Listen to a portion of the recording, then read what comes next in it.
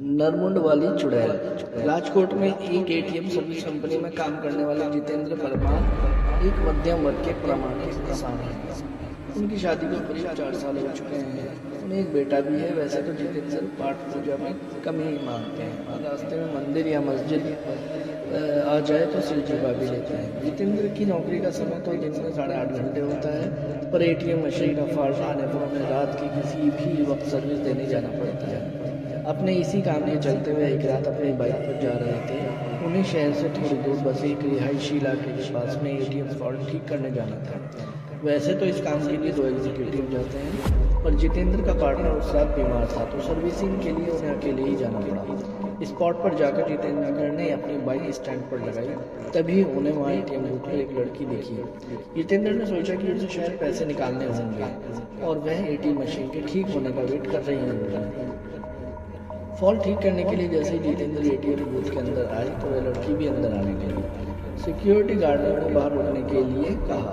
अब जितेंद्र अपना काम कर रहे थे, तभी अचानक उसकी नज़र एटीएम बूथ के बाहर गई। वहाँ उन्होंने जो देखा तो देखकर उसके पसीने छूट गए। बाहर लड़की खड़ी एटीएम गार्ड की मुंडी अपने हाथ में लिए खड़ी थी और वह जितेंद्र के ऊपर देख रही थी। यह सब देखकर जितेंद्र का दिल बेताजा तेजी से धड़कने लगा। उन्होंने वहाँ से नज़र हटा ली और सोचा कि उनका भ्रम होगा।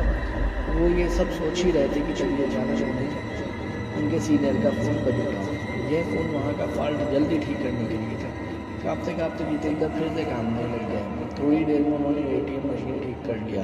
इस बार एटीएम बूथ से बाहर देखने में सब नॉर्मल लग रहा था। वह लड़की भी वहाँ खड़ी थी और एटीएम बूथ का गार्ड भी उसके पास आराम से खड़ा था। जितेंद्र ने सोचा कि पहले जो भी देखा था वह सब उसका भ्रम होगा। वह काम निपटाकर सीधा अपनी बाइक की ओर दौड़ गया। जाने से पहले उसने एक बार फिर एटीएम बूथ पर नजर डाली। तब एक बार फिर से उसका दिल दहल गया। एक बार फिर बाहर खड़ी लड़की एटीएम गार्ड की मुंडी अपने हाथ में लिए खड़ी थी। इस भयानक नज़ारे को देखकर जितेंद्र बुरी तरह से डर गए और जल्दी से वहां से भाग निकले। राजकोट वापस लौटते वक्त उन्हें बार बार यह आभास हो रहा था कि उनकी बाइक के साथ कोई परछाई चल रही है। वे घबराए बाइक चलाए जा रहे थे कि न जाने कैसे अचानक ही उनकी बाइक बंद हो गई और ठीक एक बरगद के पेड़ के पास जाकर रुकी। जितेंद्र जी को यकीन नहीं हो रहा था कि उनके साथ ये सब सचमुच हो रहा है। उन्होंने नजर उठाई तो बरगद की शाखा से झूलती एक गर्दी नजर आई। उसके हाथ में एक नरमुंड था और वो अजीब घरघराहट भरी आवाज में कुछ बोल रही थी। जितेंद्र जी ये सब देखकर वही जड़ हो गए। न उनकी चीख निकली, न उनके अंदर हिलने की ताकत बची। चुड़ैल पेड़ से उतरी उसके उल्टे पांव देखकर जितेंद्र जी के पसीने छूट गए। उन्होंने आंखें मूंद ली और भगवान को याद करने लगे।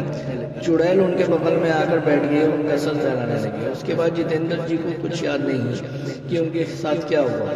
जब होश आया तो एक हॉस्पिटल में थे। सुबह कुछ स्थानीय लोगों ने उन्हें बेहोश पड़ा देखकर हॉस्पिटल पहुंचा दिया था। इस घटना के महीनों बाद तक जितेंद्र बेसुध रहे और काफी पूजा पाठ के बाद ही उनकी हालत फिर से सामान्य हो पाई।